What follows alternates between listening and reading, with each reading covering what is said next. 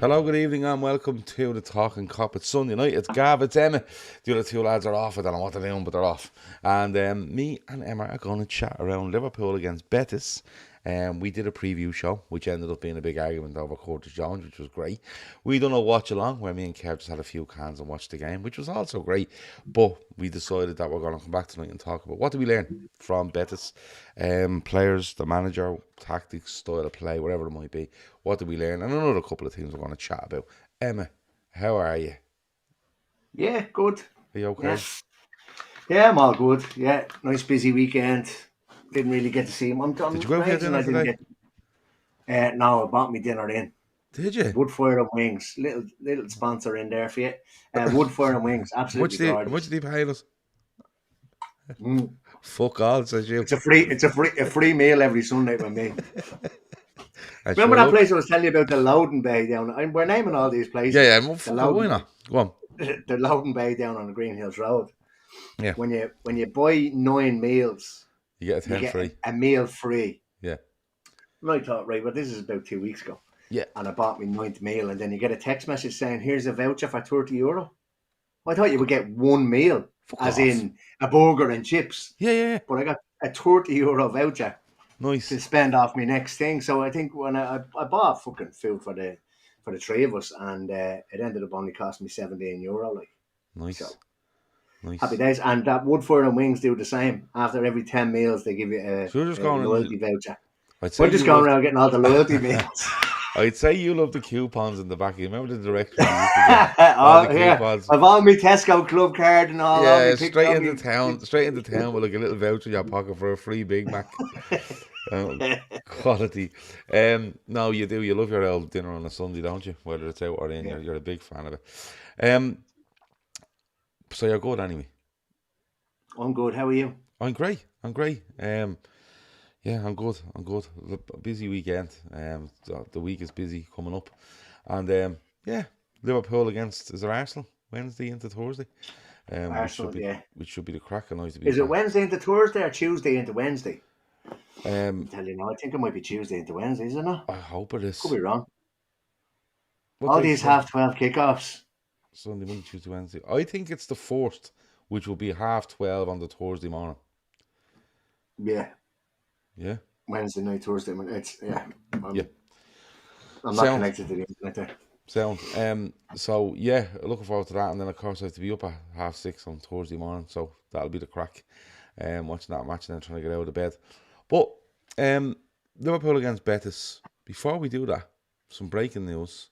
That Liverpool have rejected a bid from Marseille for Endo.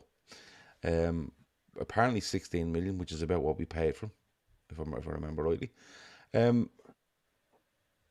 No reason to accept that, is there, Emma? No, it's €14 million, 11.8 million pound. Okay, right. But no, unless he thinks that Morton and Bajcetic will do a job, he's needed, isn't he? So until they bring in somebody else and he's decided, well, it'll be the somebody else and Bajcetic, well, then you maybe look to move him on. But at the moment, he's the rotator, isn't he? Really, him and whoever. Although judging by the game the other night, it looks like he's going to play 2 there. But I think one of those will be McAllister like it was last year. But for now, I think Endo is needed. So until something comes in, you're gonna stays. look. We reject. Apparently, that offer's come in. We've rejected it. I don't know if Marseille come back with more money. And you're gonna get a reaction off the back of that. People are gonna say, "Oh, look, we're keeping Endo. We're not gonna sign anybody." All this sort of stuff. But a bit like the Curtis Jones chat we had the other night, you need a squad.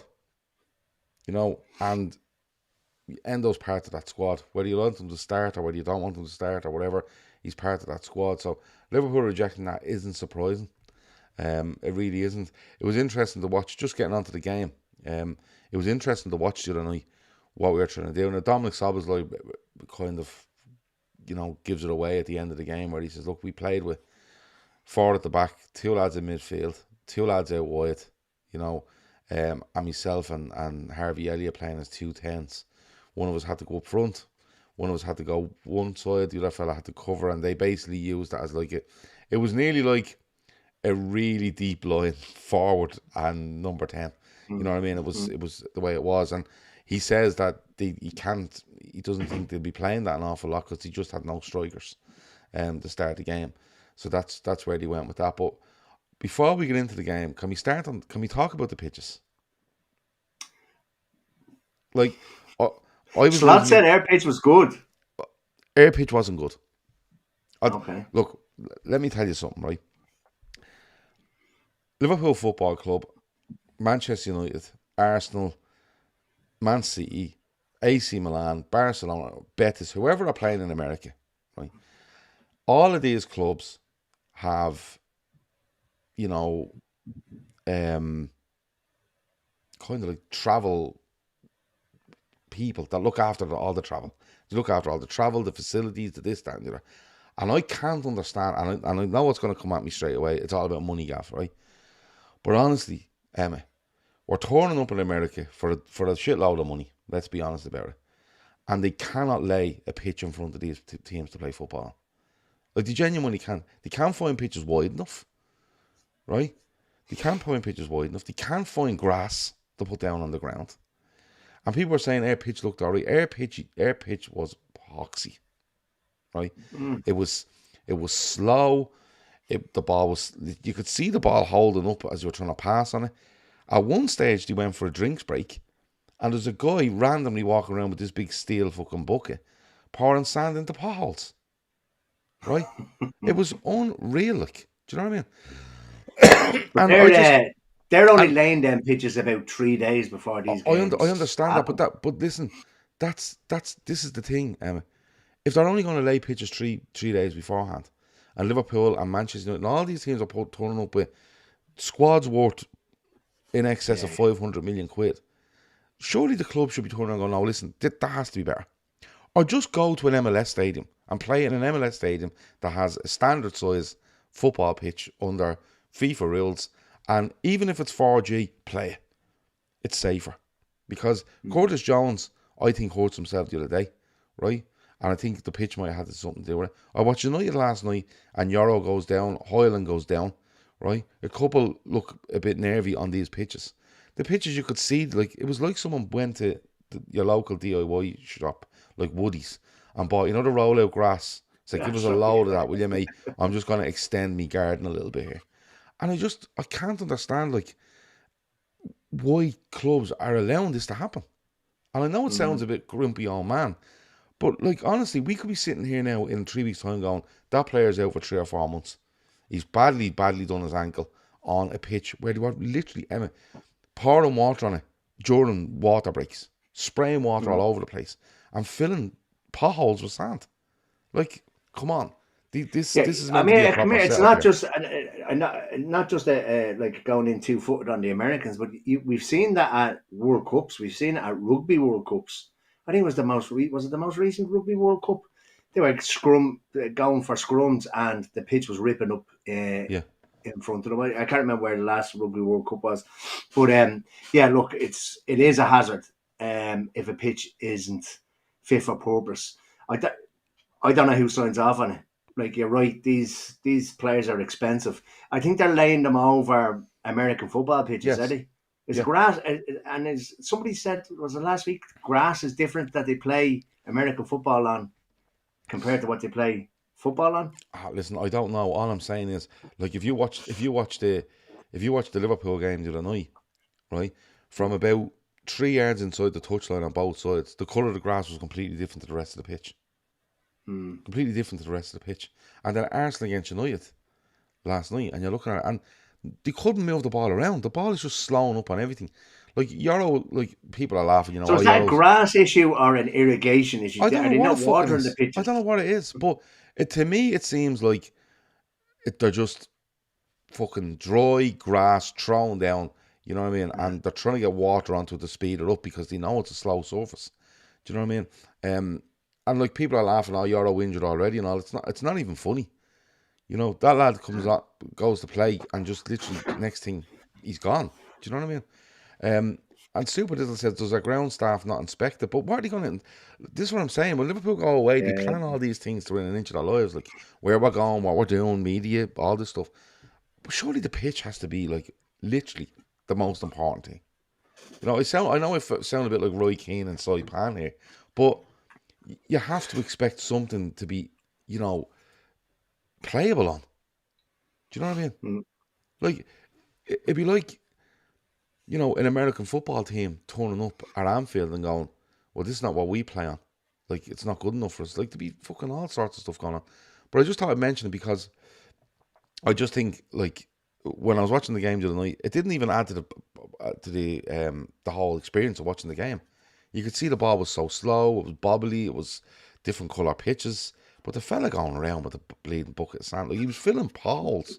He was literally reaching into the ground, like, to grab the Yeah. grass back up and trying to put sand into it. Yeah, well, that's Like it. When it's not knitted together and it's only been laid a couple of days, it does come up in but clumps. Shawnee It made a great literally point. comes up in strips. But Shawnee made a great point.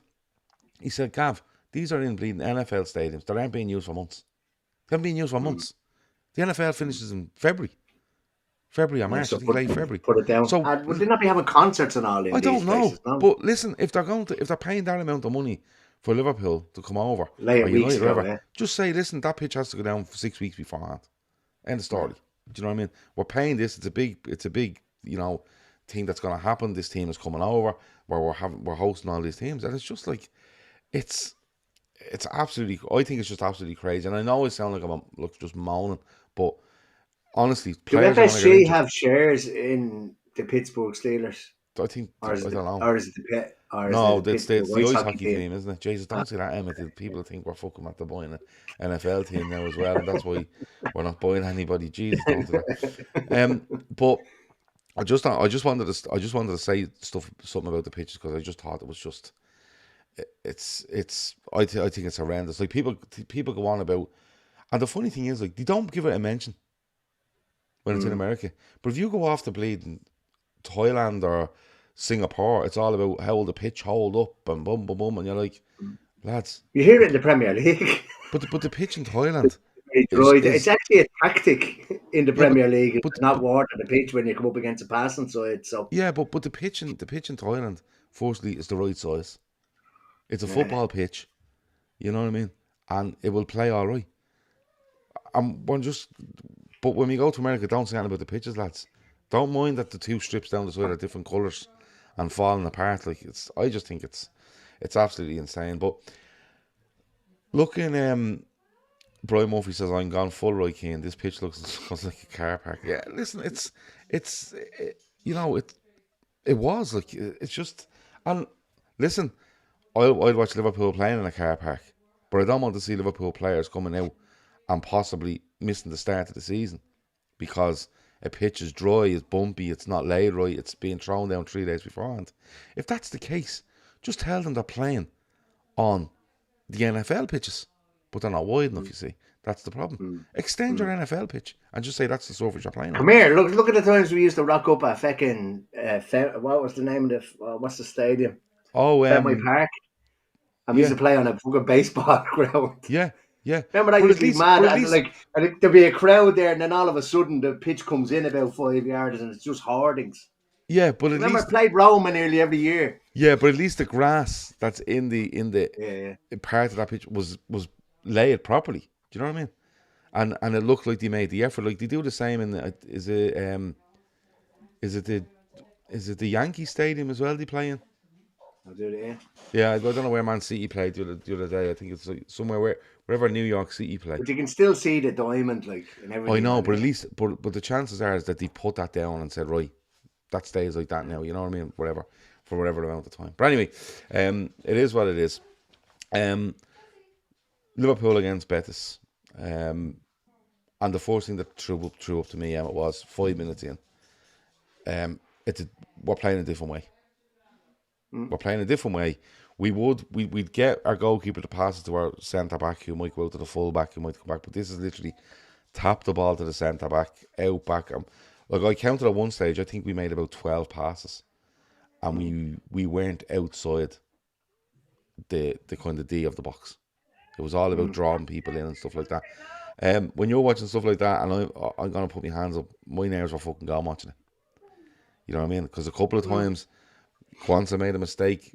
Van den Berg made a mistake. We got onto the midfield in a minute, but it's a very, it's very risky what they're doing. Very, Very yeah. risky. I mean, But it's a look, different way of playing, and this is all with the idea of your midfield, getting more involved here. And we get on to that in a few minutes, but it was different, wasn't it? You could see it from the off. yeah. Well, it's look. I thought we saw it a little bit last year, but like you said, not to the extent.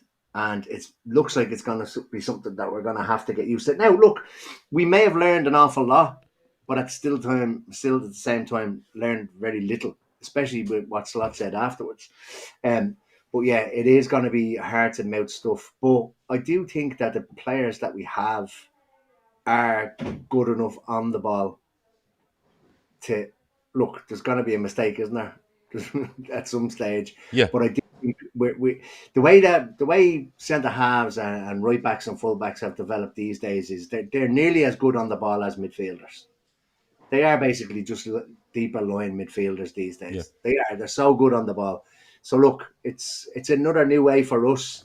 It will be hearts in mouths, depending on obviously who's playing. But it is good to see. I know we had a conversation. We were talking about Manchester United, and what I said is when you watch Liverpool, you can see what way he wants to play. When you yeah, watch United 2 years into the thing, you just don't know what way they're going to play. So it's always good to turn it on. First game, I know they played Preston behind closed doors, but even when you saw the highlights of that, you could see there was different ways of they were playing. But it's good to see that there's something different. Especially now, like we said, there's a whole starting 11 nearly still away. yeah, But it's good to see that everybody is going to know their job because like we were talking earlier on, there was United fans saying, "Oh, but we're missing half our team." But your team that's on the pitch, your team should have a style of play, a culture of how you play football, and it doesn't change regardless of who it is, 1 to 11. But it was good to switch it on and see an immediate kind of, oh, hang on, something's different here. yeah. Well, it was different because I'm used to Liverpool, like playing the ball to Van Dijk. He might go out to Robertson, he'll come back, and then he'll switch it across to Matip, and Matip, or Kanate will look to come out with the ball and maybe set it off to the fullback or put it into midfield, and it's kind of it. It's probably it's a possession base in that part of the pitch, but in a bigger space, if you know what I mean. Liverpool usually play in the space between, say, the edge of the centre circle and air box, or air 6 yard box. Imagine that kind of space where this seems to be similar football, but we're doing it between our 6 yard box and probably halfway between the box and the halfway line. So they're condensing it down. And I think the idea is that you drag people into a smaller area and then you're able to get out. And when you get out, it's opening up more of the, parts of our half of the pitch and whatever else is beyond that, obviously the opposition half. And and in fairness, I want to go through a couple of players, but I'm not saying it's completely different. We do play possession football from the back under Jurgen Klopp, but it was in a bigger area. This is more condensed and close to our goal, with the idea that your Szoboszlais or your Elliots then get into space and pick up the ball and look to supply whoever it might be. Kev O'Sullivan says he's not a fan of it, but this is the way he's going to play. He's going to play. Brian Murphy says Alisson is a model to be caught on the ball for a goal this season. Maybe so.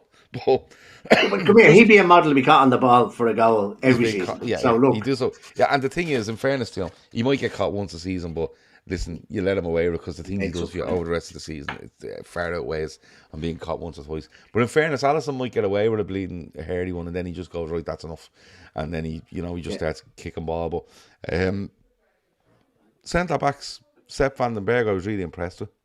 yeah. And again, it's a pre-season game, but let's just go on what we watched. Really good in the air, good along the ground. Passing was good. One pass where he absolutely lashed one. It might be an end or Jones, like, Jesus, you're killing him. You know what I mean? By all means, get the pass there, but he absolutely hammered at him, and we got into a little bit of trouble. But Sepp van den Berg was good. Kwanzaa was really good. Took his eye off one in the second half. Got a booking. Because it's just a lapse in concentration. But overall, the centre backs were really good, and it was interesting because Kwanzaa says after the game, he was, he felt like the senior kind of player at the back. I know Simicast plays left back, but he felt like the senior, the guy that had to lead the back four, And it's Yeah. different because when he plays beside Kanate or Gomez or Matip or Van Dijk, he wasn't that. And he comes out and does an interview after. You can see his progression, can't you, on the pitch and even off it. Yeah, and it's great to see that because I remember talking. Geez, it must have been about a year and a half ago when Kanate had to kind of nearly when Van Dijk was out. Kanate had to assume that, and then you could see him leading and talking the lads through games, giving out orders, all that kind of stuff. To now see that you could possibly have another leader that doesn't need to be led at the back. Now, obviously, if Van Dijk is beside him, he'll still be the boss man. But it's great to see them kind of assume that role. Um, he's just, I think, Kwanzaa's Rolls Royce. I think he could take the second place this season. The We're, starting centre half beside Van Dijk, were you on the show with me during the week when we were picking 3 young players? who we're looking out for. You picked Kwanzaa. I picked Bajcetic But or this is what I'm saying Bradley. about Kwanzaa. It's Yeah. absolutely. I feel it's there, and this is if him and Kanati want to have a straight fight over it, brilliant because that's just competition. But I genuinely feel the moment he's in at the moment, he should be absolutely looking to be first choice centre half for Liverpool, regardless of what they do in the market, which I think they will do something. But I think it's absolutely there for him. You know what I mean? And do you know what he did last season? Is he played left centre back. I know people say, "Oh, people make up to make too big of a deal of playing left centre back and right centre back." They are two completely different positions. I've tried to play both, and I can just play one better than the other. It's just I don't know whether it's an awareness on the pitch or you just feel more comfortable. But he's played left centre back and he's played right centre back. Have we Yeah. seen Kanate play left centre back, or have we only seen him play right centre back? No, I think he Have we seen Van Dijk play right centre back, or have we only seen him? I think he's the only one that's played both sides. both positions and Bar Joe Gomez. has done so. Okay, yeah, sure. He's now the new Milner, isn't he? He's playing everywhere bar in goal. Yeah. But on Sepp van der Berg, I thought he looked really assured on the ball as well. So going back to talking about how we're playing out from the back, he had some nice touches. Yeah. I thought, like I thought maybe asking 10, 15 million was probably a little bit too much. Like he didn't look out of place the other night. He looks like the time at Mainz time where he played. I think he was playing. Was he playing wing back? I think he might have been playing right back or left back. Was he for Preston? I don't think he was playing Yeah, centre he's half. playing right wing back for Um, Preston. is playing centre half or is playing kind of like fourth choice? If he does end up being fourth choice or staying and being fourth choice, is that good enough for him? I don't know. Do you know Um, what? I'm interested. I'll be interested to see him now. I'll be interested to see him now against is it Arsenal Arsenal. during the week? Arsenal. I'd Yeah. be interested to see him against Arsenal during the week because I think, I watched Arsenal last night. Jesus was a handful. Havertz was a handful. And Ketty was a handful when he came on. Martinelli was off the chain when he came off last night. Now, in fairness, he Yeah. was against a really young United fullback, but he just came on and just went, "I'm just way better than you," and showed it for the 20 minutes or so he was on. So it'd be a much stiffer test during the weekend. But overall, I think Van der Beek done great. Simicas just very safe on it, and I felt a bit sorry for him. He looked a bit for the safety he was trying to be. He looked a bit pointless in it, and that's no reflection on him because I there was something going on the left hand side where Carvalho was on the left, Simicas was behind him, and Elliott seemed to drop in like there was 3 of them down the left hand side. It was really really strange, and I don't know whether that kind of got in Simicas's way if he wanted to go forward. He was good in the tackle. Don't get me wrong. I just felt any impact he could have had in the game was kind of nullified by Elliott coming over here. And it was obviously a tactic. What they were doing was they were bringing Szoboszlai into the middle and Elliott go left. And then if Szoboszlai went right, Elliott would go centre. And they were just moving these two across the pitch. But I have to give a shout out to Conor Bradley. I thought he was fucking outstanding. Yeah, he was excellent. Yeah. Some engine on him, up and down, some lovely touches, linking well with Salah. The funny thing was he knew where to be all the time when Salah had the ball. He gets a chance. Adrian makes a good save. He's good defensively. A really good kind of interception at the back post at one stage. Strong, some lovely turns. Do you know what? It'd be easy for him to go, "I've made it," and kind of rest on his laurels. He was an absolute machine for the time he Yeah. played there the other night. He's a real And he always, prospect, and I'm not overplaying him. I don't want to over egg him because yeah. what's going on with Trent. He's an athlete, this fella. But you know what? He's a footballer as well. I think last season we're really excited by him. And again, I know it's Bettis in a pre-season friendly, but just the things he's doing, the way he's carrying himself. Even when there's a 60-40 ball in the opposition's favour, I feel like he'll win it. He just seems to, impose himself. He was really good, Emma.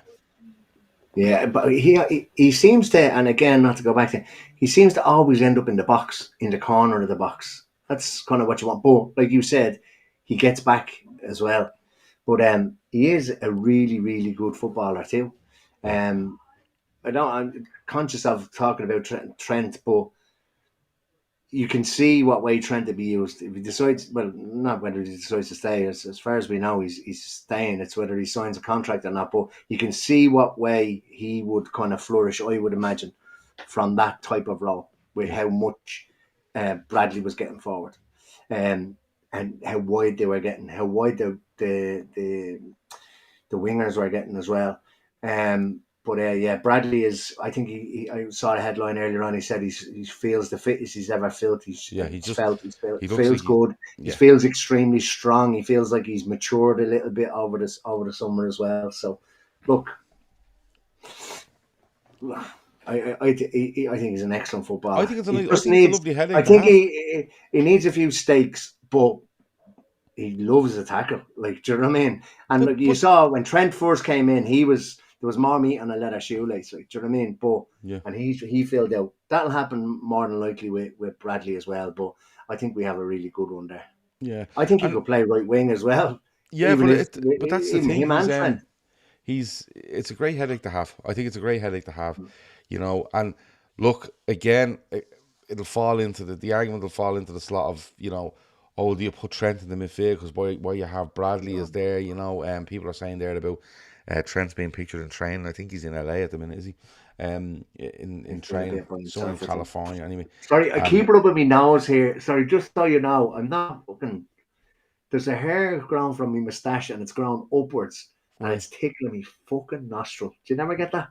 No. Yeah. There's one just decided to grow that way rather than that way, and Okay. it's tickling the side of me nose. So just in case anybody's wondering, I keep wiping me fucking nose. Yeah, okay. You need to be better prepared next time. You need to check, if your hair It only started as soon as you said, right, we'll go live. I was like,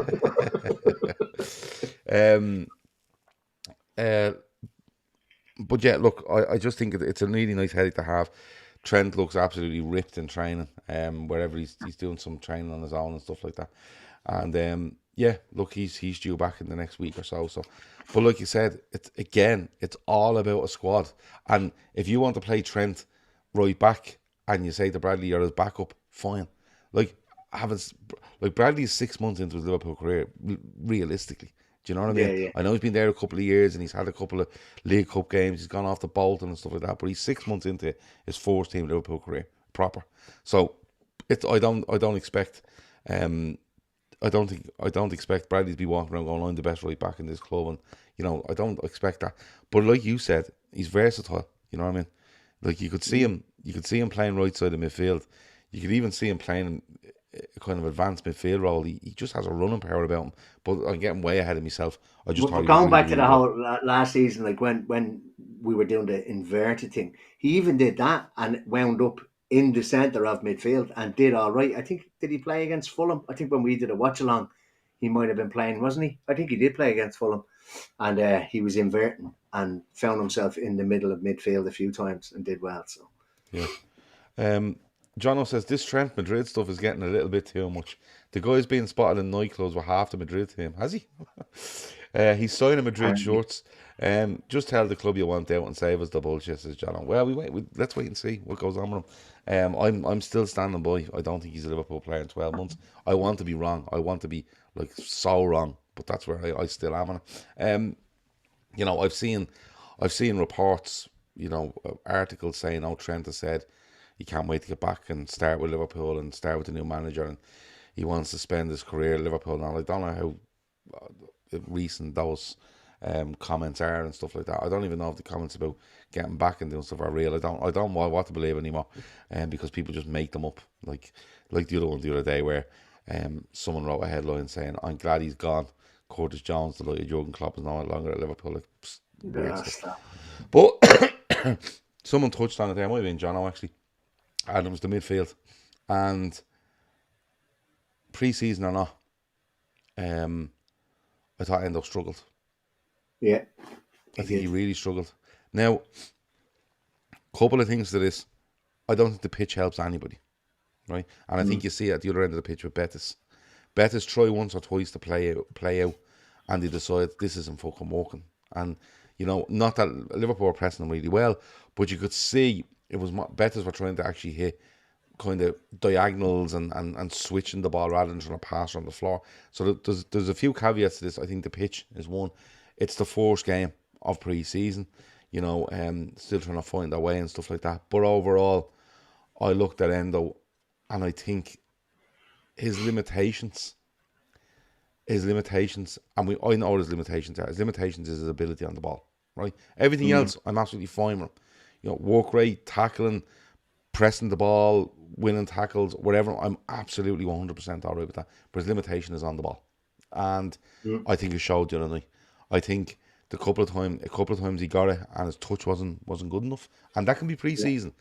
But I think his ability to hold off people pressing him, and his ability to move the ball really fast, and play the angles and move it just wasn't there. And Jones wasn't much better. I'm going to be honest. The only thing I would say for Jones is he did take a nice couple of touches that opened his body out, and he moved into midfield. He makes a couple of howlers as well, And again, those caveats still apply. But when I looked at it, I think Gravenberch does a better job there, right? In a footballing sense, McAllister most certainly does, but I'm not a big fan of McAllister deep. I'd rather him a little bit ahead of the play, and I think it did show up.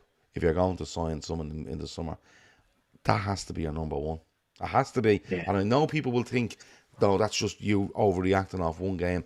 It's not, because we know his limitations. And from 40 seconds into this game on Friday night into Saturday morning, wherever it was, right, you could see they were playing in a smaller space, more intensity to the passing, and looking for angles and looking to draw teams in. And it doesn't suit them. It simply doesn't suit him, Emmet. I've seen. I was listening to the Anfield rap. But keep him in the squad, though. I'm not saying fuck him out. Oh yeah. That's my feeling. Unless we get somebody else in. I think if we get somebody else in, I think we cash in. We go back to Marseille and say, "Here, give us the 14 million." But I think I was listening to the Anfield rap earlier on. They said it could have been down to double sessions as well. But like you said, we saw him last year.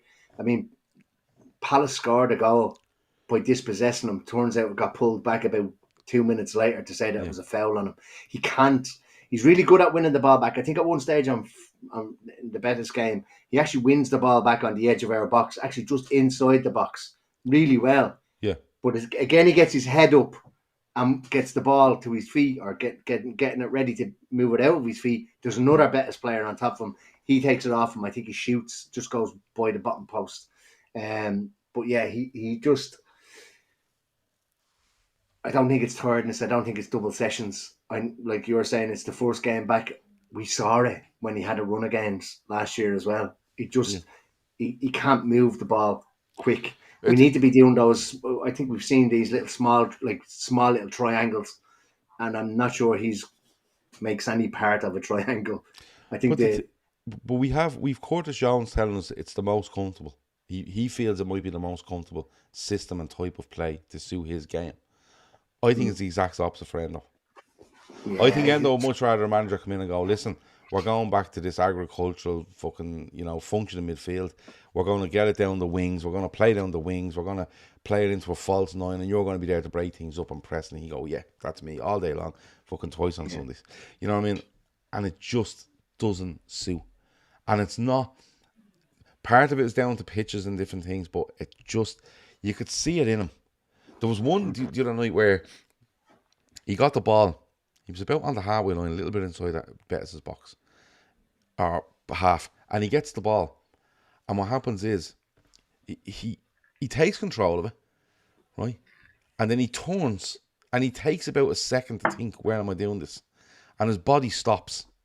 And Bettis press him and he tries to play it back towards the centre back and leaves him horribly short. And Bettis go on the run. Now, that can happen. But it was more when I was watching it going, this fella's not on the same wavelength here. You know what I mean? And for me, I don't know if he'll play two in that midfield. I don't know if he'll play one. You know what I mean? Deep line, this thing. But you have to have somebody that is nearly like exemplary on the ball. You know, give it to me with anybody around me. I'll take it. I'll pop it off. I'll move. Boom, boom, boom, boom, boom. And I think you need someone. Look, I don't know who it is. Zubamendi's getting a big shout, but the rumour is Zubamendi doesn't want to leave Spain. But it did highlight for me, if you're going to play this way, I think Endo becomes a squad member. For if you're winning games, you need fucking to dig in, you know, that sort of way. If you're in games that you're completely on top and they're dropped off, fine. But if you're playing anyone that wants to pressure, and they'll be so looking to pressure when you see the way you're playing, you know. Yeah, that sitting deeper with this passing it out from the back is that just gives me chills now. If you've got Endo sitting there in front of the two centre backs waiting to receive the ball and you're being pressed. I don't think you have to be. I don't think you have to be like a Xavi Alonso range of passer to be in that team. Because what I look from them was like what they're looking to do with Endo and Curtis Jones, and like I said, I don't know if it'll end up as a 2 or a 1 or whatever it might be. What they're looking for someone there is that we can play the ball into you and we know your touch is going to be amazing. You're going to know where you're putting it, right? When it comes into you, you're going to either take a touch and pass, or you're going to just straight away pass it, and you're going to be able to move and make the angles. I don't think they're looking for someone to come in and go, here, give us the ball, I'll turn, and I'll start hitting balls 50 yards. Yeah. I don't think that's what it is. I think they just need someone that controls this area deep in the pitch and allows then your fullbacks or your centre-backs to get it beyond you into whoever's beyond you, whether that's a Szoboszlai or a McAllister. And that's what I think you're looking for. And I just don't think Endo cuts it, you know. And you'd argue, looking at Jones, you know, does he cut it? Because I think Jones is very press resistant. But I'm always a bit wary even when he's deep, really deep. Do you know what I mean? Because I think he tries to, if someone puts pressure on him, instead of him just getting himself out of the situation, you know, putting your body in and kind of digging your way out, he tries to push B players. You know, that sort of way. Yeah. And look, it was interesting. It was interesting to watch. But then this young lad comes on, and listen. Curtis Jones, overall, he done okay. I thought there was some nice little passages from him. There was one or two where he messed up. There was two very in quick succession. But then they bring on Trainee only, right? And I'm honest to God, he came on and I went, lads, this young player is a child, like, do you know what I mean? He's so slight, you know. He's not the smallest in height, I don't think he is. But he was a pleasure to watch. He was an absolute pleasure to watch, because it was nearly like he watched 25 minutes of this game and went, I'm going to do this quicker than them. And the ball popped into him. He actually loses the ball the first time he gets it. He loses it because he's like, fuck, right now I have the pace of it. And he just popped the pass off, then drifted by somebody, dropped the shoulder, and didn't look to do anything mental. Dropped the shoulder and got it to somebody. Dropped the shoulder, moved a bit and got it to somebody. I loved watching him. And I'm not saying he'll play 20 games, 10 games for Liverpool next season. The young was only 17. But that's the sort of player you need. Someone that's has a brilliant touch, can move away from a player, but he was constantly playing and moving. And it moved. He looks so relaxed as well. Yeah, because Bettis got into the game before our goal, or before the fourth water break, and then he comes on and it's just, he's winning things, he's pressing. It's really nice to watch. Really, I think just to go back, I know we've kind of moved on from Endo. Endo's nearly the opposite. When Endo receives the ball, you can nearly see him panicking. And Trainee only looks. I thought he was a forward. I thought he was. I didn't think he had that. I didn't think he had that in his locker. But it was just. And he's always looking to progress the ball as well. He sets up the goal, doesn't he? He gives the ball out to Salah. It's one, and he gets it to Szoboszlai to Salah, Salah back to Szoboszlai, and it's a goal. But it was just, it was just so It looks refreshing so to it watch it. looks so simple. Like we've Easy. spoken last year about these young fellas coming into the team, and it was like, geez, they look like they've played in this team for years. And I know we spoke separately earlier about this whole being, that's because we played the same way all the way down through the age groups. So these boys have been playing football, like, do you know what I mean? Similar to the way Klopp's style was all Yeah. the way down through. Yeah. He's come in a few times. Klopp obviously taught an awful lot of him. Slot obviously thinks an awful lot of him now as well. I But the think thing, Slot said something along the lines of he knew what was going on with the players that we have that constantly played, because you see them, you watch them. yeah, What he's been most impressed, and he's not saying that he's not impressed with them, what he's been most impressed with is how good these young fellas actually are. Hmm. And look, I know there's lots of players missing and all, and people are saying, "Oh, he should have brought on by Chetic." I think I'm not sure he wanted to go with two kind of defensively minded, or even Martin. Didn't want to go with two more defensively minded in there. He wanted somebody that was probably going to progress the ball, and Naomi came on, and it was a joy to watch. I know we're not getting carried away, and somebody said earlier on it's Bettis and whatever, but still, he's a footballer. he is a footballer, and the thing is, like, yeah, and I always do it. I always look at these games with a hint of look, like, let me see him against Arsenal. That's what my kind of view on it. But it wasn't like he was, you know, it wasn't like he was doing, like, outrageous things, flashes, like, not in the game for 5 minutes, then doing something like a mad trick, or and you go, whoa, that's bleeding deadly, and there's no substance to it. It was just he came in and went, okay, I'm playing deep in midfield here, and I'll just make sure that these fellas don't get the ball, and the fellas I'm playing with do, and I'll make sure I give them in the right angles. And he stepped away from one or two players, and you just went, he's just gone. And the most interesting bit of it was, for me, they talked to Szoboszlai after the game, and Szoboszlai really open after the game. It was nice, and so was Kwanzaa, to be fair. And he said to him, training only, like, Jones gets a little knock, and I was all right. I was like, literally, get him off the pitch. I'm not having this. Get off the Yeah. fucking pitch. I don't care how minor it is. He And looked like he was him and Han as to whether he yeah, and wanted to then they go just off at went, one no, stage. off, and he gave the Yeah. thumbs up as he walked off. But they were like, no, off, assessed. That's the end of it. Um, And first of all, the first call is to bring training only on, right? You could have done Bajcetic.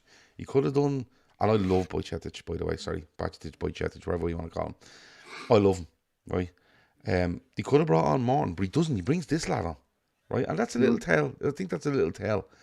But when he comes on, I just thought he was brilliant. And Szoboszlai, he said to Szoboszlai, it was great to see him being trusted to be brought on, and he's involved in your goal because he's part of that move between the three. And he goes, yeah, he's brilliant. He's brilliant. He said, we can't even foul him in training. He said, because even if you look to foul him, you can't get him.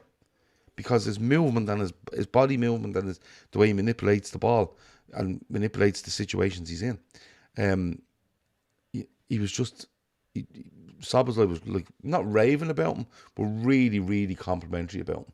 That, look, he's really, really good. He's only 17, and we have to kind of not keep it under wraps, but temper expectations a little bit. He's 17. You know what I mean? Now, Kobe, you have Kobe Mainoo and stuff like that. I love Mainoo as a footballer, but I think it's a sign. Like, we talk about Liverpool, all these players throughout the age groups, but learning. It's just a thing now. If you're a footballer in an academy for the Premier League, in whatever club it might be, you must be able to take a ball. You must be able to hold it. You must be able to manipulate it. And that's it. You're not a midfielder that just goes, don't pass the fucking me, I'm brutal. You know what I mean? I'll tackle and I'll run. Don't pass me. It's all breathing into them now. You must be able to take a football, and you must be able to either hold off players, find angles, go past them, move into midfield, and not even spray passes. Like, there's not many young players you see out there and go, he's just a passer of a football. They're all, and they're not even all action. They're just really good at these small things. And to hear Szoboszlai talking about him like that, I thought was really, really good. Jones has to go off. You have to see what's going on there. Carvalho looked lost for me. Looked lost. Now, there's been some comments that have come out afterwards, and he's kind of said he's spoken to Slot. Slot has kind of talked to him about being out on the wing. He feels he's a number 10. hasn't ruled out a move this summer and stuff like that. I'm not too sure if he talks about a move, but by not saying I'm definitely staying, of course, that's not ruling out a move. But he looked, and again, the fact that Elliott was pulling onto that side quite a lot, for me, it just felt a bit disjointed down the left-hand side. They're very similar as well, aren't they? Yeah. Both of them want to do, both of them, I think probably, but not so much. Harvey wants probably to come out a bit. I know he's not probably used to playing on the left, and Carvalho probably wants to be more infield, especially with his comments after the match, like, which I didn't particularly like whatsoever. Like, so, but yeah, I just don't think he has. I don't think he has what it takes to be a Liverpool football player. So, and what I mean by that is, so you tell Kumas, Dans, Clark, any of those boys that they're coming on, and I'm going to put you here, or I need you to play here, whatever. Not a peep out of them. They just go and get it done. For someone of his age, what is he? He's 19, is he 20? 19 or 20? Yeah, somewhere around that. You're Like, not far off of that. Like, you know nothing in the game compared to the people that are trying to advise you. Like, you know what I mean? You look at some of the players, like Harvey Elliott is a prime example, probably in and around about the same age. He's played out on the right, he's played number 8, he's played in the middle, he's played out left now for Liverpool. He's played, when you get a chance to play in the team, you play wherever you're asked to play. And if a manager sees something in you or thinks that you could probably do better out on the left or whatever, you do it, you try it. You don't say, no, I'm not a wing. No, I'm not even paraphrasing because we don't know what his exact quote was. But to say, I think I'm more of a 10 than a winger. Like, it's not, to me, it's not the right attitude. There has been issues with his attitude or question marks around his attitude in the past. You were saying about Tsimikas and Elliott coming across. I don't think he would provide much support if he was to end up playing on the left. I don't think defensive minded. I don't think he wants to work. I think he likes all the fancy fluffy stuff. And I don't think he has it in him to kind of dig in and defend. But no, in fairness, he goes the whole, and I know it's the championship. Brian says Brian feels he's not at the required level. He feels he's a championship player, and maybe that is the case. But he goes there, and the championship's not easy. You don't win championship games by having a lot, lads that are just like, he can just hang up there and he's grand, like. I felt it when I was watching it the other night. I just felt like Elliott was getting in the way. And I'm not saying Elliott had a poor game. I think he worked hard and there's a couple of nice things. He wasn't really in the game, but he was affecting it by where he was positioning himself. And I think I would have liked to see Elliott just kind of piss off for 10 minutes and say, you go on into midfield and stay in there for a minute and let these two see what they can do. Do you know what sort of? By all means, come along and make that kind of triangle between the trees. But Elliott was literally standing. Like, there was one stage where Bettis had the ball first half, and Elliott is standing on the left side of midfield, and Carvalho's 20 yards behind him, right? Directly in line behind him, and Tsimikas is 10 yards behind him again. Now, whether that's a pressing thing, Elliott has to go out here to press him, whatever it might be, but it felt like it was overcrowded on that side. And I don't think it done Carvalho, and I don't think it done Tsimikas any benefit whatsoever. It felt like it was. I understand the midfielder coming on from the middle of midfield and saying, right, I'll be an angle for me fullback, or I'll be an angle for that left midfielder to get the ball back and we can recycle it. But it felt like he was way too far over. So every time Tsimikas went to look to play it to Carvalho, Elliott was nearly there. Do you know what I mean? But if those comments, Ashley has the comment there. She said, we spoke about it and Slot told me to try and settle on the wing, but obviously I know where I play best and I feel that is in the number 10. I think I can play better there. But we played 2 number 10s the other night and he didn't put him in there. This whole idea of number 10s is a bit of a romantic thing now for me. Play him in the 10. It feels like if you're a luxury, they'll put you in the 10. But that's not how it works anymore. All teams, you think you're a 10, but name me a 10 in world football. Name me a 10. They're a dying breed. Name me a 10 where you go, that fella's just a 10 and he doesn't really defend and he kind of thing. And I tell you, if there is 10s in world football, they're probably playing for teams where you go, he's a lazy bastard. That's how it is now. The sort of way. But he'll get another chance. He'd probably be with the You'd team at like the to end of think the he tour. was misquoted, but unfortunately, the question marks around his attitude that we've seen before when he went off to Leipzig and kind of said stuff about Klopp and stuff. I just don't think he has the. He may not pass that dickhead test if we're still doing it. I just think he thinks an awful lot of himself, and I think he could probably do it. Maybe listening a little bit more or taking advice. Like I know it's completely different, but when I used to coach my young fella, he thought he was a striker, couldn't kick snow off a rope. So he God went love him. back and he was either centre half. No. In terms of scoring, Yeah, you know what I mean. He wasn't a striker. He wasn't. He's better off with the game in front of him. So he was either right back or left back or centre half. He was a defender.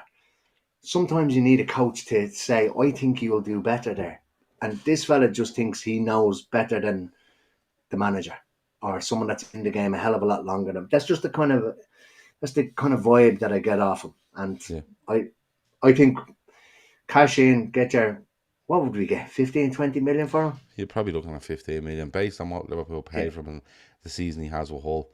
You might get someone in the Premier League that'll take a jump on him, but I would say, if I'm thinking And about, I'm not taking away from the fact that he is an extremely talented footballer. oh yeah, without a shadow of a doubt, I just don't think he suits, he won't fit in with us, I don't think. yeah. Maybe so, but I think he'll be with us on the tour, and then we'll see what happened. Szoboszlai gets the goal. Salah looked sharp. Yeah.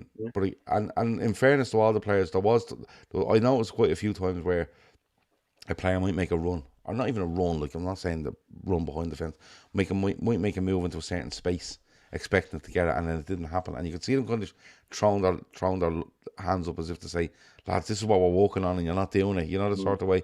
But I actually enjoyed seeing that happen, because I was like, right, there's clearly they're trying patterns here, and Kwanzaa mentions the patterns afterwards, and there was a great little bit about 10 minutes in where the ball runs out of play, and there's not a lull, but kind of players going to start slowing down. And next of all, Bettis throw the ball from the fullback back to the centre back, and Slot's on the sideline. Go, go, go, go, go. And he's pushing them. And Liverpool, as a four, just come up for them, boom, straight up on top of them. And it's like, right, where do you go now? Go back to that keeper, and we're going to press him, put it into midfield, and we're going to try beat you, and we're going to try win it. So it was really nice to see different things going on. Antico says, lads, I think it's more important. Remember, the same fella tried cover up Hillsborough. Mackenzie was due to have an evening at Liverpool Philharmonic, and I see he got cancelled. I did see something about this the other day. I think it was somebody, was it something Dale or something was the person's name, was due to hold some sort of evening at the Philharmonic in Liverpool. But apparently this guy has written books for maybe Mackenzie and somebody else. And when it was pointed out to the Philharmonic in Liverpool, they cancelled the event. So fair play to them. And I think they were quite quick to cancel that event and say, no, not happening. Our community is more important to us than getting somebody in here that thinks that this, that, or the other.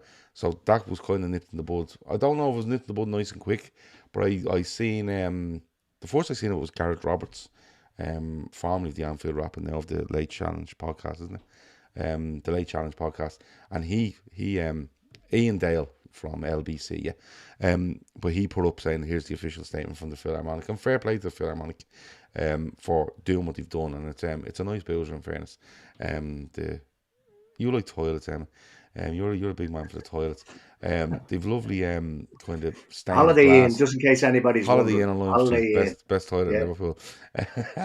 But they've lovely stained glass windows in the toilets of the Philharmonic. It's really nice. I'll bring you for a pint. Do you want to go over a pint in the Philharmonic? Yeah. Right, come on, we go over a pint. Some players that come on second half, Bajcetic looked okay. But in fairness, he bounced out William Carvalho once or twice. It was hilarious to watch.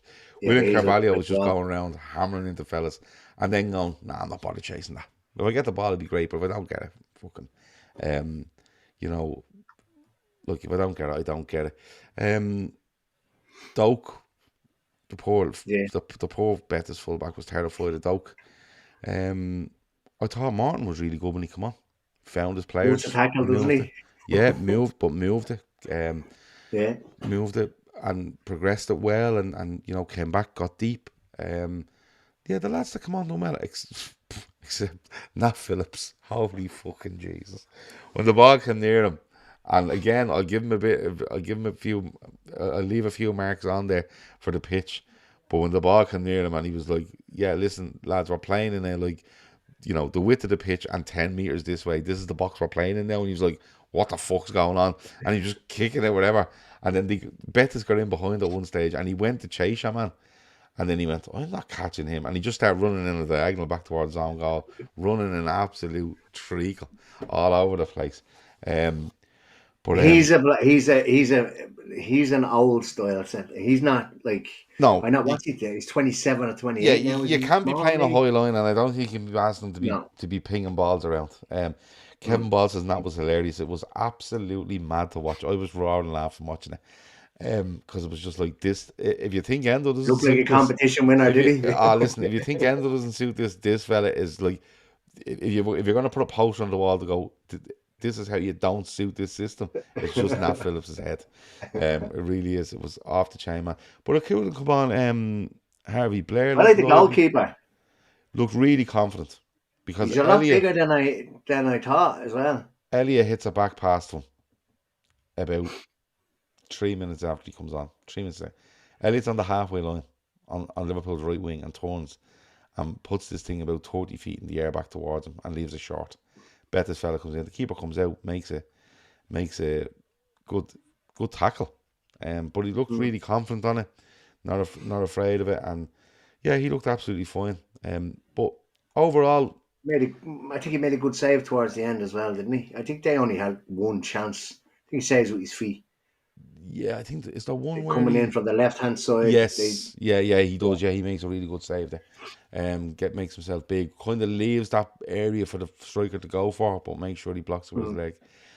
Harvey Blair come on. He was quite lively. But it was great to see them all coming on and not being afraid to play. yeah. Beck is on. You had a young lad at right back come on. He done okay. Was it Stevenson was his name? And then you had Stevenson, yeah. Chambers Stevenson. come on. He played left centre back, I think. When he came on. Kate Gordon. Kay Gordon kind of come on the left and was on the right, and he looked. He probably should score. To be fair, Yeah. he probably should score. But overall, again, they all come on. They're all willing to play. They knew what they were meant to do. And Kev made a really good point in the watch along. And you know me, I don't like giving Kev any credit. But I'm only messing Kev. But he said, "Do you know what? There's 10, 12 minutes to go here, and all the young lads are on now. I think it was bar Nat Phillips. I think they were all really young." And he said it'd be really good for them to see this game out. Being able to go on the pitch as a team and go, we were going to see this out, and they did. And in fairness, I was thinking about it after, going, yeah, it is. It's a pre-season tour. It's a big game in America for them. It's a new manager, first game, and he's kind of put them all into this situation with 15 to go and go, right, you go and manage that game. And I think they've done it quite well, so they get an awful lot of confidence from that.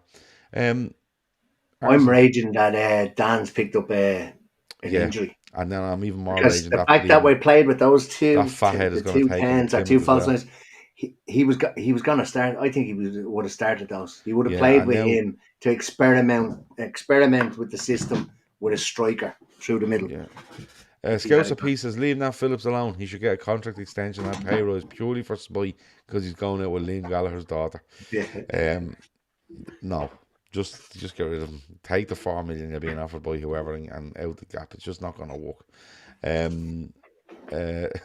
Brian says Nat would lose a sprint to a zombie. He turned like a tractor. He did it, in fairness to him. But overall, look, it was a good run out. There was some things you kind of made you sit up and notice, Jesus, this is what we're trying to do. There was a few limitations there that you're seeing. But you know what? I think it's important that we watch Arsenal and we watch the United game and we see, are the players progressing in this system? Is the system progressing as we go? I think it will. Arsenal have a lot of senior players back. We'll be interested to see how it goes against them. Yeah, I was watching Arsenal, and I didn't think it was a great game. Do you know what I noticed about Arsenal? They're doing this thing that not everybody used to play through Odegaard, play.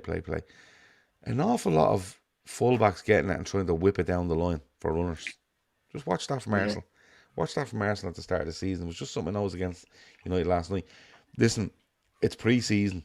I always caveat with that. But United, people say United have no plan. They have got a plan. It's just horrendous to watch. Like, the amount of times they had the ball in midfield and turned and played it to a centre-half who played it back to Onana. And then they both both centre-backs funnel out to the wing and Onana pricks around with it and then just hits a diagonal. Or Anthony or whoever. I can't remember in that game last night United getting hold of the ball and saying, right, we own this ball and we're going to move up the pitch. Not a lightning pace, just constantly move up, constantly move up the pitch.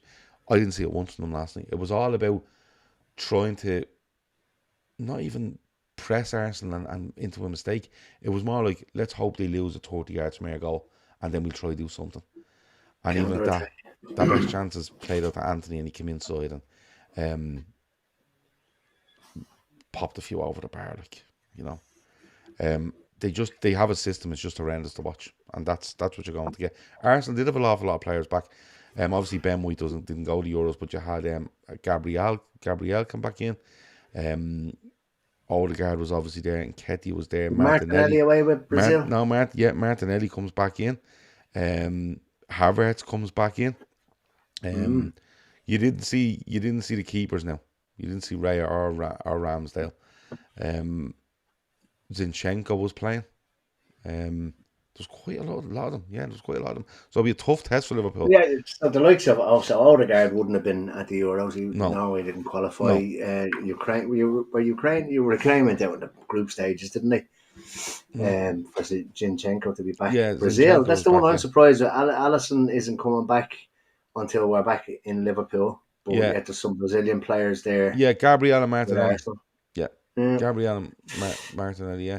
Was Jesus away with Brazil? I'm not too sure, but he was playing as well. But they brought on a lot of subs. Who was playing? Jorginho was playing.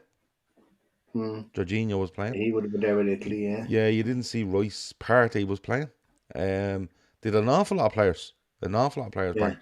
But like when I was looking at it, what I was saying, right, I'm missing the goalkeeper.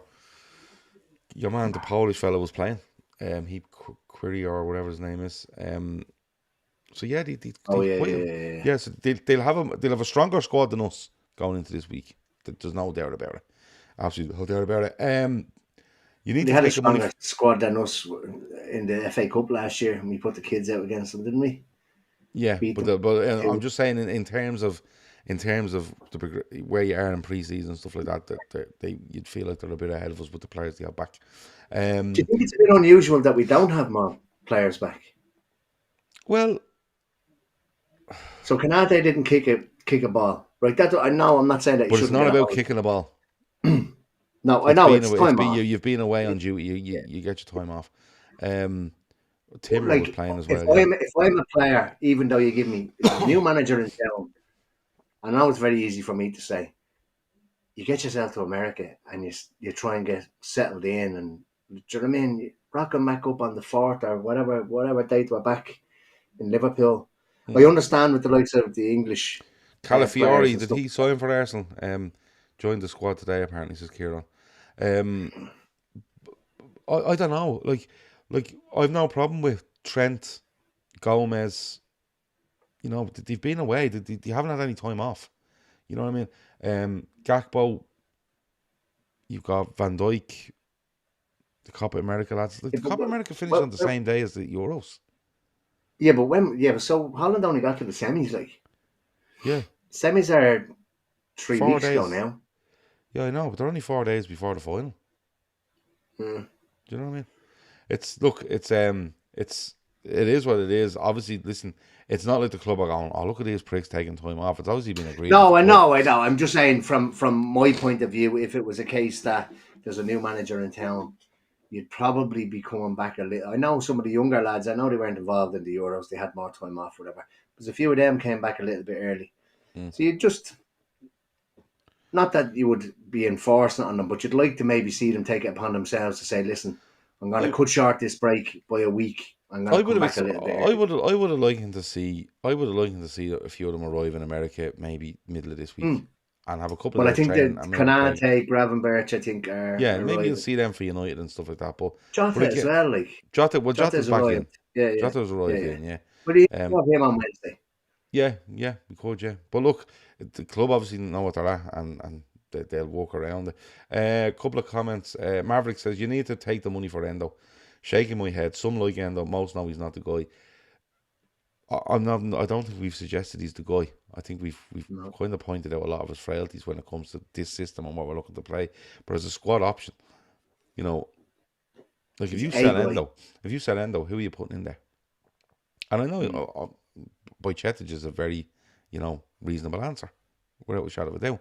But Bajcetic is still a guy that's grown and has gone through a year of nearly rehab on his body. So you have to be careful what you're doing. And then if that doesn't work, you're probably going to go out and find another player for 15 or 20 million to put back in. And he's no experience playing this system with Liverpool either. So you have to be. I don't think it's a case of just sell. I think this is not a one summer deal. This is years of what you're going to do to shape the squad, and you can't do it all in one go. You're just rocking too many boats there, in my opinion. But I do think, looking at this system, Maverick, I think, and just going on the other night, and I could be proved wrong in the next couple of weeks, but looking at that, I think his limitations will be shown up in this system when we have the ball. I think if we're in big games and we're up against it, bring them on by all means. But that's what the squad's all about. Different players for different kind of situations. Let me see. Trossard. Yeah, Trossard was playing as well. Let me see. The Dutch lads should be back in the next couple of days. Anything else there? And Dico says Atalanta want Martin. Yeah, they've signed your man off Godfrey off Everton as well. Few mad ones they've been thing. Ashley says maybe an Ederson trade with Martin involved there. Maybe so. But that's about it. I think we've covered all the game. I think what have we learned? I don't know. Listen back. Maybe you learned something. I think we've learned quite a bit, in fairness. Let me see. I think we've learned a lot, but at the same time, probably not, because he came out after the game and said that we'll be playing a totally different way once we have a Yeah, number 9. yeah, of course we will. Of course we will. So So listen. it was great to see them back. It was great to see some of the younger lads involved. It was great to see. Look, I think we get this every pre-season where somebody kind of sticks out of the young lads, and Leone is obviously that guy this year. You might not see, like, you will have people that think that we've the next Vieira or Yaya Toure on our hands because of the way he moves the ball and whatever, but you may not see him again now until League Cup games. Yeah, Do you know absolutely. what I mean? Well, Absolutely. when we get going, when the season starts, we'll obviously see him over the next 2 games, I would imagine. But yeah, he looks a prospect, all right. Like I said, I thought he was a forward or a winger, So did I. and then he pulls that out. When he come on the pitch, and I've no shame in saying that. I don't watch Liverpool 18s, 19s, 23s. I don't watch them. You know what I mean? I don't. I've too much going on in my life to sit and watch them, right? But when he came on, I was thinking to myself, right, he might go on the right, and he'd put Salah up. He might drop Szoboszlai back in there, and then it was like, fucking very deep, isn't he? And I was like, no, it turns out he's a midfielder, and he's deadly. But look, again, it'd be a bigger test against Arsenal, especially with the squad they have back at the moment compared to ourselves. But it'd be interesting because if Jota is in and fit and ready to rock, because Jota didn't play an awful lot in the Euros, he'll go up front as your 9, and then you'll see a different shape to Liverpool. And again, listen, you could beat Arsenal, you could get fucking beaten 2 or 3 by Arsenal, but it doesn't matter. Go in and let's see how they're dealing with certain things, how this system is going, because you need to see how you want to see it progressing, because he definitely has a plan what he wants to do, and you want to see it getting better and better all the time. Gav, you need to Are watch you the impressed Cavani. with him with his press conferences and all? Yeah, yeah, You've probably done shows since then, but I have to say I'm I've been, really impressed the way he's handling himself. I think it's yeah. And brilliant. someone asked him about injuries, and he went, "That's a medical issue," and so I'm not telling you about Yeah, it. yeah, And I was love like, "Yeah, that. fair play to you." I'm not telling you everything. Fuck off, because I said it as soon as he was announced. They're gonna hone in on this fucker because he didn't get an inch off Klopp, and they'll see what he can. They'll see how many buttons he can press early on, and he seems really cool, really calm, and knows what he wants and knows how to deal with people. So, yeah, good for him. Richard says you need to start watching. You need to watch academy football. I just don't have the time to watch it. You know, don't get me wrong, lads. I know watch it, and they'll send you a couple of clips and go, "Yeah, he looks good." So yeah, look, he looks good. He looks a good player. He's 17. YouTube name. Why don't you just put in your own name in it? Goldbridge says they won the transfer window. Ah, yeah, winning the transfer window is the crack. But they won that match last night on penalties as well, apparently. No, come here, right? Before we finish, I was watching on ESPN, right? And it was Spanish commentary. Right, it doesn't bother me. Just watching the football. Sure, fluent, aren't you? Well, yeah. Me and Shawnee speak Spanish every day. Shawnee loves when I actually send him voicemails and I talk Spanish because he says, "Oh my god, big flat Dublin accent," and he don't even try to sound Spanish. It's amazing. But watching it last night and I come up on the screen, whatever it's sports, it's like the sports desk, whatever it's called, right? Anyway, it was basically the match is over. We're going on to our sports show now. Fuck the penalties, right? If you want to watch them, go on to ESPN Plus. So I said I don't have ESPN Plus. I go on to MUTV, right? So it goes on to MUTV, knocks it on. I was like, and here's the penalties. They're all lined up. I was like, this is the most pointless thing in the fucking world, right? So they take the penalties, right? And Arne's having a bit of fun. He's pointing where he wants players to go on. Bit of crack.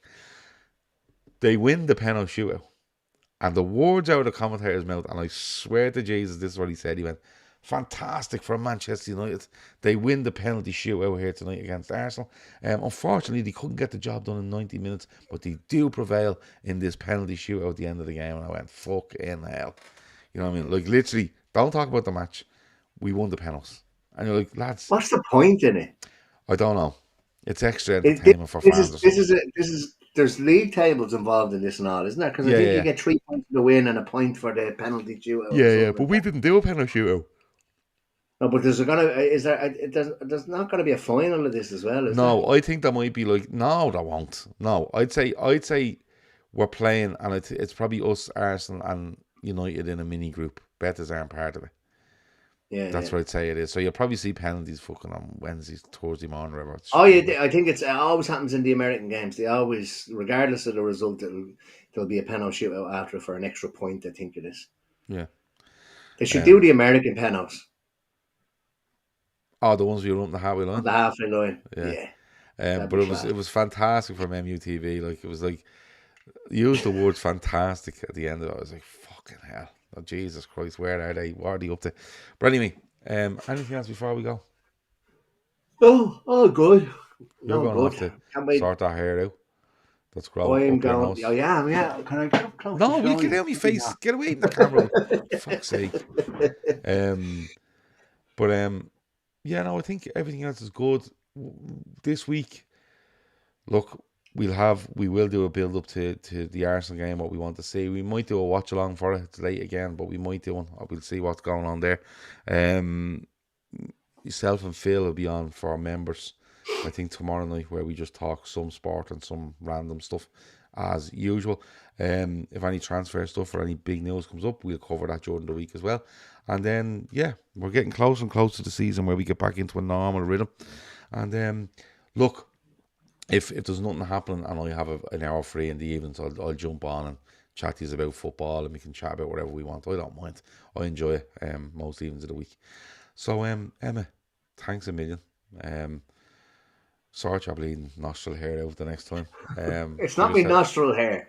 It's my moustache hair that's pointing upwards and tickling the edge of my fucking nostril. Jesus Christ, I swear to God, you're hard work, you know that. I'm going to take a picture of it now and send it on to you. Yeah, hard work, yeah. Fucking hell. I'm looking forward to our first trip to Liverpool now. As we're like soulmates when it comes to Liverpool now, aren't we? We just me and you together. On sale on Thursday. Yeah. Are they going on sale now properly this time? Well, we won. I got tickets in the ballot. So yeah, I know. But remember, you went to buy them the last time and everything broke. Oh yeah, it's back. They're doing it Thursday morning. Yeah. You get me ticket, yeah. Yeah. Where's the ticket for? Anfield. Stop it. Where is it for now? Oh no, you go on. We might not even end up sitting together, but we are guaranteed. I'm not listening to you about your nostril hairs for 2 hours. Guaranteed 2 tickets. Right, I'll take it anywhere in the ground. Doesn't bother me. Right, that has been it. That has been the Talkin Kop for Sunday night. Thanks for being to Emma. Thanks for being to everyone in the chat. Hit the like, subscribe, comment afterwards if you like. Become a member. A lot of the shows during the week do be member shows, or else they're free to view, but only members can comment and stuff like that. That's the sort of stuff we give to the members as we go on through the week. But we will cover as many nights of the week as we possibly can. And I hope you enjoyed it, because I did. I really enjoyed talking about all that.